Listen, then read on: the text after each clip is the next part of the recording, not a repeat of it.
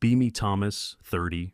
Work in IT doing the usual back-end maintenance and problem solving. Nothing legendary, but the salary keeps life comfortable. A couple of years ago, we even managed to lock down a modest house, little lawn out front. 2 bedrooms, classic quiet neighborhood setup. Been married to Ellen for about 3 years now. She's 28. In the beginning, everything felt easy. Weekend hikes, cooking together after work, random movie nights on the couch. Just normal couple routines. She had a quick mind, a good sense of humor, and this kind of restless enthusiasm that pulled you in. I thought I'd hit the jackpot. Life was stable. I worked my 9 to 5, came home, and we had our routine. I paid most of the bills. She worked part-time at an office doing admin stuff. It worked for us, or so I thought. The last year or so, things started to change. Slowly at first. You barely notice it. It was like a software update running in the background. And one day you wake up and the whole OS is different. She started spending more time on her phone. A lot more. Always scrolling through TikTok or some articles her friends sent her. This one friend, let's just say she wasn't a fan of men in general. Every time Ellen came back from a wine night with her, the air in the house felt different, colder. Suddenly, our normal life was a problem. My wanting to just chill on a Friday night after a long week was me being uninspired. My paying for our vacation was me creating a power imbalance. Little phrases started creeping into her vocabulary. Toxic masculinity, patriarchal structures, emotional labor. I had no idea what half of it meant. I just knew it was always aimed at me. I'd come home from work and she'd be on the couch, laptop open. I'd ask how her day was and get a one-word answer. Then later, she'd complain that I don't engage with her on an intellectual level. I tried. I really did. I'd ask what she was reading. She'd sigh and say it was complicated, and I probably wouldn't get it. It felt like I was constantly walking on eggshells. I started just retreating into my own space. Played video games, worked on projects in the garage, anything to avoid the inevitable conversation that would end with me being some kind of clueless oppressor. I just wanted peace. I figured it was a phase that it would pass. I was wrong. The conversation happened on a regular weeknight, nothing special about it. I was in the kitchen making spaghetti, our go-to easy meal. Ellen walked in, phone in her hand, with a look on her face I'd never seen before. It was dead serious. She told me to turn off the stove. We needed to talk. My stomach dropped. This was it, the big one. We sat down at the dining table, the one I spent a whole weekend assembling. She took a deep breath and launched into a pre-rehearsed speech. It was about how she felt stifled in our marriage, how monogamy was a social construct designed to control women, how she loved me, but she also needed the freedom to explore other connections. My brain was trying to process the corporate buzzwords. I just stared at her. I asked her what she was actually saying. She finally dropped the script and looked me in the eye. I want an open marriage, Thomas. The spaghetti I was cooking felt like a lead weight in my gut. I think I just sat there in silence for a full minute. I asked if this was because of me, if I'd done something wrong. She shook her head. No, it wasn't my fault. It was the system. It was society's expectations. She felt like she was living a life that was chosen for her, not one she chose herself. She needed to feel empowered and autonomous. I tried to reason with her. We took vows. We promised to be faithful. Doesn't that mean anything? Her response was that those vows were part of the patriarchal system she was trying to escape. It was like talking to a stranger who had replaced my wife. The logic was circular. Everything I said was just proof of my traditionalist conditioning.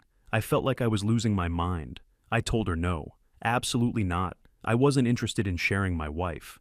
Her face hardened. The calm, therapeutic voice was gone. So, you're going to hold me prisoner here? You're giving me an ultimatum? I told her this wasn't an ultimatum. It was a boundary, my boundary. Then she dropped the bomb. If you can't give me the freedom I need to be myself, then we can't be together. We'll have to get a divorce. Divorce. The word just hung in the air. My mind started racing. The house, the savings account, everything we'd built. I knew how it worked. I'd seen it happen to friends. The man gets taken to the cleaners. He loses the house, pays alimony, starts over from zero. She had me, and she knew it. She saw the panic in my eyes, and her voice softened again. The mask was back on. I don't want that, Thomas. I want us to evolve together. If you really love me, you'll support me in this. It was the most twisted emotional checkmate I'd ever seen. My choice was to either light a match to my entire life, or to swallow my pride and dignity and agree to this nightmare. I sat there for what felt like an hour. In the end, I broke. I quietly said, "Okay." The look of triumph on her face was something I will never forget. She got up, hugged me, and said I wouldn't regret it. I already did. The next few days were a blur. Ellen was suddenly cheerful, giddy even. She drafted a set of rules for our new arrangement. It was all about communication and honesty, or so she said. The rules were basically, she could do whatever she wanted as long as she told me she was going out. There were no rules for me. The assumption was I wouldn't be doing anything. Why would I? I was the boring, stable husband, the home base she could return to after her adventures. It became clear very quickly that this wasn't a new idea. Her phone, which was always face down before, was now constantly buzzing. Tinder notifications, Hinge, Bumble. She'd been setting this up for weeks, maybe months. The talk wasn't a negotiation. It was an announcement. The first time she went out on a date, it was a Friday night. She spent 2 hours getting ready. New dress, one I'd never seen before. I later saw the charge for it on our joint credit card. She came out of the bedroom looking amazing, and for a second, my heart ached. I remembered when she used to get that dressed up for me. She just smiled, told me not to wait up, and walked out the door. The click of the lock echoed in the silent house. I was alone, in my own home, while my wife was out with another man. I didn't cook, I couldn't eat. I just sat on the couch and stared at the blank TV screen. I felt hollow, a ghost in my own life. She came home around 2 a.m. She was happy, tipsy, smelled like wine and some guy's cologne. I was still on the couch. She just breezed past me, said she had a nice time, and went to bed. No details, no, "How are you feeling about this?" I was just part of the furniture. That became the new normal. Tuesdays, Fridays, sometimes Saturdays. Ellen was out, exploring connections. I was home, doing laundry, paying bills, mowing the lawn. I was no longer a husband. I was a property manager, a roommate who paid for everything. The house, once our sanctuary, felt like a prison. I started losing weight. I couldn't sleep. At work, people asked if I was okay. I just mumbled something about a project being stressful. How do you tell your coworkers that your wife is dating other men and you agreed to it? You don't. You just bottle it up. I was sinking, drowning in my own life, and the person who was supposed to be my partner was the one holding my head underwater. Ellen, meanwhile, was flourishing, or so it seemed. She was always talking about how liberated she felt, how she was finally discovering her true self. It was all nonsense. She just wanted the thrill of being single without any of the risk. She still had me at home to pay the mortgage and fix the leaky faucet, the perfect safety net. I hit a new low one Saturday afternoon. She was getting ready to go out on a day date, a hike with some guy. She handed me a list of chores before she left. "Can you fix the garbage disposal and maybe clean the gutters? Thanks, honey." She kissed me on the cheek, a cold, casual peck, and left. I stood there in the kitchen holding a list of handyman tasks, and I just broke down. I wasn't a husband. I wasn't even a person to her anymore. I was a utility.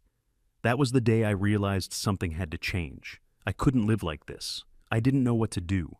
The divorce threat still loomed over me. So I did the only thing I could think of to get out of the house and burn off the rage and misery.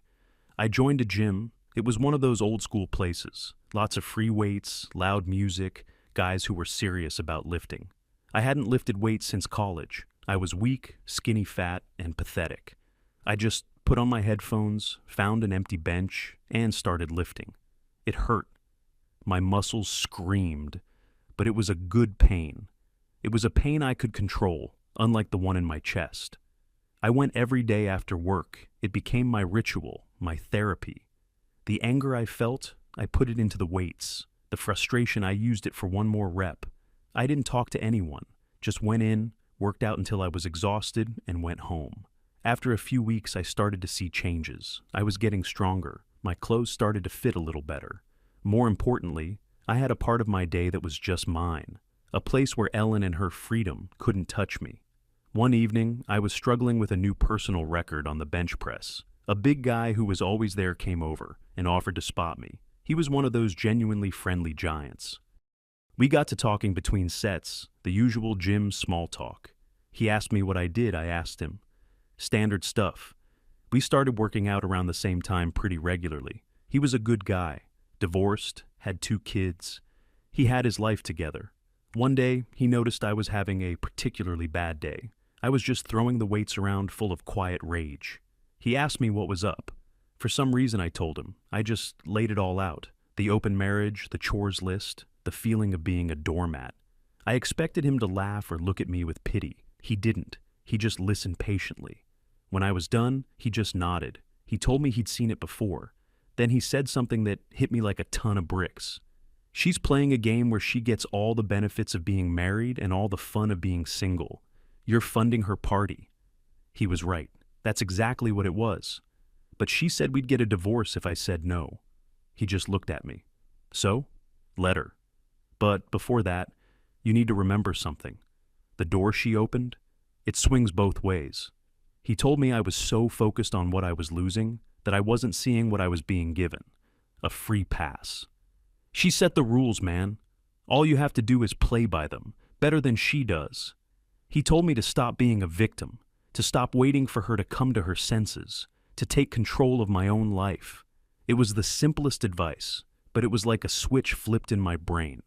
For the first time in months, I felt a spark of something other than despair. I felt hope. That conversation changed everything. I went home that night and saw things with new eyes. I saw the messy kitchen she'd left for me to clean. I saw the pile of her laundry. I saw a woman who took everything and gave nothing. The sadness I felt was gone, replaced by a cold, hard resolve. The next morning, I started making changes. First, I went to the bank. I opened a new checking account in my name only. I redirected my paycheck to that new account. I calculated my half of the mortgage and the essential bills, and set up an automatic transfer to our old joint account, nothing more. Her shopping sprees, her expensive brunches, her Ubers to and from dates, that was her problem now. Second, I stopped being the maid. Her dishes stayed in the sink, her laundry stayed in the hamper. The first time she noticed, she was annoyed. Why didn't you run the dishwasher? I just looked at her from my laptop and said, I was busy. The look of confusion on her face was priceless. It had never occurred to her that my time was valuable. Third, I invested in myself. I used the money I was no longer spending on her to buy new clothes. Clothes that actually fit the body I was building in the gym. I got a sharp haircut. I started standing up straighter, looking people in the eye again. I was starting to feel like myself again. Not Ellen's husband, just Thomas. The atmosphere in the house became icy. Ellen didn't like this new version of me. I was no longer compliant. I was no longer her emotional support animal. I was just there, a roommate. She'd come home from a date, and I wouldn't even look up from my book. I wouldn't ask how it was. I didn't care. Her power over me was based on my fear of losing her. But I realized I'd already lost her. The woman I married was long gone, and I was starting to realize I was better off without her. The final step was the hardest. My gym friend's words echoed in my head. The door swings both ways. I was terrified. My confidence was shot after months of being treated like I was worthless. The idea of putting myself out there was daunting, but I knew I had to. It was the only way to fully break free from her control. One night, while she was out with some new guy, I did it. I downloaded the apps, I took some new pictures, ones where I was actually smiling, not the forced grin from our old vacation photos. I wrote a simple, honest bio. IT guy, love hiking, lifting weights, looking for someone genuine to have a good conversation with. I hit save and tossed my phone on the couch, my heart pounding. I expected nothing. Absolute crickets. A few minutes later, my phone buzzed. It was a match, then another, and another. It was a strange feeling, to be seen again, to be wanted. I started a few conversations. They were awkward at first. I was rusty, but it was nice. just talking to women who weren't analyzing my every word for signs of the patriarchy. Then I saw a profile that stood out. Her name was Kim. She was a barista at a local coffee shop. Her pictures weren't heavily filtered or posed, just a genuine warm smile. Her bio was short and sweet. Loves dogs, good coffee, and bad puns. She seemed normal, grounded. I hesitated for a moment, then sent her a message. Something simple, making a joke about her love for bad puns. I didn't expect a reply, at least not right away. My phone buzzed less than 5 minutes later. It was her. She was laughing at my joke. We started talking. The conversation was easy, effortless. We talked for over an hour, about everything and nothing. Before I knew it, I was asking her if she'd like to get coffee sometime. She said she'd love to. We set a time for that weekend. When Ellen got home later that night, I was still on the couch, but this time, I wasn't staring at a blank screen. I was smiling at my phone. She noticed. "What are you so happy about?" she asked, a hint of suspicion in her voice. I just looked up at her and gave her a genuine smile, the first one she'd seen from me in months. "Just making some new connections," I said, using her own words against her. "Exploring my freedom." The smug look on her face vanished. For the first time since this whole thing started, she looked worried. I went to bed that night and slept better than I had in a year. The game had changed. The weekend arrived faster than I expected. I was a nervous wreck before the date with Kim. What if I was awkward? What if she thought I was boring? All the confidence I'd built in the gym felt like it was evaporating. Ellen was home, which didn't help. She was watching me get ready with narrow eyes. She asked where I was going, trying to sound casual. I just said, "Out." I met Kim at the coffee shop where she worked, though she was off duty. She was even prettier in person. The moment we started talking, the nerves just melted away. It was so easy, so normal. She asked about my job and actually seemed interested. She didn't call it selling my soul to the corporate machine like Ellen did. She told me about her dream of opening her own flower shop someday. We talked for 2 hours, and it felt like 20 minutes. The whole time, she kept her phone in her purse. She was present, engaged. When the bill came, she reached for her wallet. She actually offered to split it. I was so taken aback, I just stared for a second. Ellen hadn't offered to pay for anything in years. I insisted on paying, but the gesture itself spoke volumes. We walked out of the coffee shop, and I felt 10 feet tall. It was just coffee, but it felt like a lifeline. I came home that afternoon, and the mood in the house was thick enough to cut with a knife. Ellen was on the couch, pretending to read a book. "So, how was out?" I just shrugged. It was nice. I wasn't going to give her any details. My life was no longer her business. She hated that. She was used to knowing everything, to being the center of my universe. Now, she was on the outside looking in, and it was driving her crazy. A new pattern began to form. My life started looking up. Kim and I went on another date, and another. We went hiking, the way Ellen and I used to. But this was different. Kim didn't complain about the bugs or how her new boots were giving her blisters. She just enjoyed being outdoors. She appreciated the simple things. I found myself smiling more, laughing. The heavy weight that had been sitting on my chest for months was finally starting to lift. In contrast, Ellen's empowerment journey seemed to be hitting some speed bumps. She was going out less. When she did, she came home in a sour mood. I started overhearing snippets of her phone calls with her friend. "He just stopped texting me. I think he was just using me. Why do guys only want one thing?" It was a slow-motion car crash, and I had a front row seat. The hot, exciting world of casual dating she'd imagined wasn't what she'd found. The kind of men she was meeting weren't interested in her intellectual conversations or her feminist theories. They saw a married woman looking for a thrill and treated her as such, disposable. The irony was so thick you could taste it. She had a husband at home who had valued her for who she was, and she'd thrown it away to be treated like a commodity by strangers. I almost felt sorry for her. Almost. The house became 2 separate territories. I'd cook my own meals, clean up my own mess. She'd leave her stuff everywhere, expecting me to pick it up like the old days. It stayed there until she finally got sick of looking at it and cleaned it herself, sighing dramatically the whole time. She started trying to pick fights. She'd criticize how I loaded the dishwasher or the brand of coffee I bought. Anything to get a reaction, to get the old me back. I refused to engage. I'd just nod and say, okay, and walk away. It was called the gray rock method, my gym friend told me. You make yourself as boring and unresponsive as a gray rock. It worked. She couldn't fight with someone who wouldn't fight back. It just made her more and more frustrated. Things came to a head about 2 months after my first date with Kim. Kim and I were getting serious. We were spending almost every weekend together, usually at her place. Her small, clean apartment felt more like a home than my own house did. I came home late one Sunday night after a great weekend with her. Ellen was waiting up for me. The lights were dim. She'd clearly been stewing for hours. The moment I walked in, she started. "Where have you been?" I was out. "Out? You're gone all the time, Thomas. You barely even talk to me anymore. We live like roommates." I just looked at her. "Whose idea was that, Ellen?" She flinched. "This isn't what I wanted," she said, her voice starting to crack. "I thought this would bring us closer, that we could be honest about our needs." I almost laughed. Honest. She hadn't been honest for a second. "I'm not happy," she continued. This experiment, it's not working. It's hurting our marriage." I just stayed silent, letting her talk. "I want to close the marriage," she said, the words rushing out. "I want it to be just us again, like it was before." There it was, the moment I knew was coming. The party was over, and she wanted her safe, comfortable life back. The old me would have jumped at the chance. I would have been so relieved.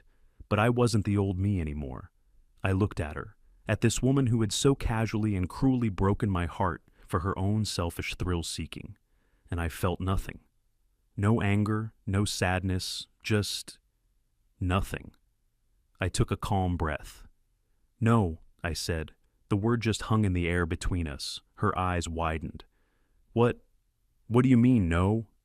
"I mean no. I'm not closing the marriage. You were the one who wanted this, remember?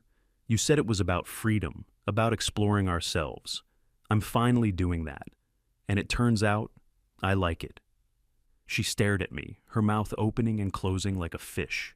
She was completely unprepared for me to say no. In her mind, I was still her backup plan, her property. "You're seeing someone, aren't you?" she demanded. "Yes," I said. "I am, just like you've been seeing people." The reality of it finally hit her. This wasn't just me getting back at her. This was me moving on. The panic set in. The tears started. "But I'm your wife. You can't just choose someone else over me." "You're the one who brought other people into this marriage, Ellen," I said, my voice still quiet and even. "You opened the door. You don't get to be surprised when I walk through it." She started sobbing, the real ugly kind of crying. She begged. She pleaded. She said she'd made a terrible mistake. It was too little, too late. I just turned around and went to the guest room where I'd been sleeping for weeks. I closed the door on her and her tears. For the first time, I felt truly free. The next week was hell. Ellen tried everything. She tried being nice, making my favorite dinner. She tried getting angry, yelling at me for being cold and heartless. She tried to get intimate, which was the most desperate and pathetic move of all. I rebuffed all of it. I was polite but distant. I was a stone wall. She was losing, and she was getting desperate. Her last-ditch effort was to call in reinforcements. Her friend, the one who had filled her head with all this nonsense, came over one evening. I was in my home office trying to get some work done. I could hear them talking in the living room. Ellen was crying, telling her friend a heavily edited version of the story, a version where I was the villain, the cold, cheating husband who was abandoning her in her time of need. I heard her friend saying all the predictable things. "He's a classic narcissist. He's gaslighting you. You need to leave him and take him for everything he's worth." I'd had enough. I walked out of the office and into the living room. They both stopped talking and stared at me. Ellen looked terrified. Her friend looked at me with pure contempt. I ignored the friend and looked directly at Ellen. "Are you done?" I asked. Before she could answer, her friend jumped in. "You should be ashamed of yourself," she spat. "Treating your wife like this, running around with some other woman." I didn't raise my voice. I didn't get angry. I just walked over to the desk by the window where we kept important papers. I shuffled through a few files and pulled out a single sheet of paper. It was the rules for our open marriage that Ellen had so excitedly written a few months back. Her handwriting was all over it. I walked back and placed it on the coffee table in front of them. Ellen, a few months ago, you told me that if I didn't agree to this, I said, tapping the paper, you would divorce me. You said you needed the freedom to sleep with other men. I was heartbroken, but I agreed because I was scared of losing everything. For months, I sat in this house alone while you went on dates. I was miserable. I paused, letting it sink in. Then I decided to play by your rules. The same rules you wrote. I started working on myself. I started dating. And now that I've found some happiness, you want to change the rules back because your little experiment didn't work out the way you planned. I finally looked at her friend. So, before you tell me I should be ashamed, you should ask your friend to tell you the whole story. The friend's face was a picture of confusion. She looked from the paper to me to Ellen. She had no idea. Ellen had painted herself as the victim, the faithful wife wronged by a cruel husband. The silence was deafening. Ellen just sat there, head down, completely exposed. Her own words on that piece of paper had condemned her. Her friend just mumbled something about having to leave and practically ran out of the house. Public humiliation complete. Ellen didn't look at me. She just sat there, surrounded by the wreckage of the lies she had built. I didn't say another word. I just went back to my office and closed the door. That was the end. I knew I couldn't live there anymore. I couldn't live like that anymore. I spent the next couple of weeks getting my ducks in a row. I spoke to a lawyer just to make sure I was doing everything by the book. I found a new apartment, a small one-bedroom place closer to my work. I packed my things quietly, mostly when Ellen wasn't home. She was like a ghost. We barely spoke. The fight had gone out of her. She knew she had lost. The final day, I packed the last of my boxes into my car. I came back inside to do one last sweep. Ellen was on the couch, watching some reality TV show. She was pretending I wasn't there. I walked over and placed a folder on the coffee table next to her. She looked at it. It was filled with divorce papers. "I've signed them all," I said. "You just need to sign and have your lawyer look them over. It's a fair split, no fault." She didn't say anything, just stared at the folder. "The lease on this house is up in 2 months," I continued. "I won't be renewing it. I've already paid my half for the remaining time. You'll need to figure out what you're going to do." I turned to leave. "Thomas," she said, her voice small. I stopped at the door, but didn't turn around. "I'm sorry," she whispered. I just stood there for a moment. "I know," I said, and I walked out the door, closing it gently behind me. I didn't feel angry. I didn't feel sad. I just felt light. Be me now. 6 months later, my apartment is small, but it's mine. It's peaceful. Kim and I are still together. It's the healthiest, happiest relationship I've ever been in. She respects me. She appreciates me. We're a team. We're talking about getting a place together next year. Maybe getting a dog. I go to the gym. I work. I spend my evenings with a woman who actually likes me. Life is good. Simple, but good. I heard through a mutual acquaintance that Ellen had to move out of the house. Couldn't afford the rent on her own. She's living in a small apartment across town, working full-time now. Still single. Still swiping on Tinder. She wanted freedom. She got it. I guess sometimes you get exactly what you ask for.